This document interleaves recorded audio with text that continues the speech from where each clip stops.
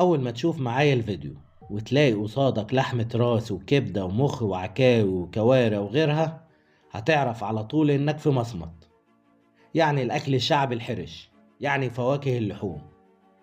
لكن السؤال هنا، ليه بيتقال على نوعية الأكل دي واللي بتتقدم في أي مكان اسم مصمت، ورغم إن أنواع الأكل التانية بتتقدم برضه في أي مكان بنقول عليه مطعم؟ المصمت بقى ده حكاية جاية من كلمة صمات، والصمات معناه الموائد اللي بيتحط عليها الأكل. ورغم إن المفروض بقى حسب اللغة يتقال على الدكان أو المحل اللي بيقدم الطعام اسم مصمت. دي أكلة الملوك، أكلة البشوات، بياكلها الغني وبياكلها الفقير، جميع طبقات الشعب بياكلوها، لأن دي اسمها أكلة المزاج. إلى إنه ارتبط بس بنوعية أكل لحمة الراس وحوايجها، سواء من ذبايح بقر أو جاموس أو خروف أو غيرها.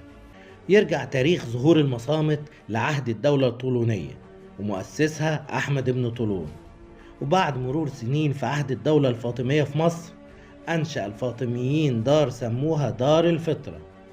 وكان الحكام والأمراء الفاطميين لازم يقعدوا على رأس الصمات اللي هي المائدة، ويشاركوا الناس العامة البسيطة وياكلوا معاهم. ودلوقتي وبعد مرور أكتر من 1000 سنة هتلاقي أغلب المصريين غني أو فقير لازم يروح ياكل في مصمت، بس على شرط يكون في حي شعبي.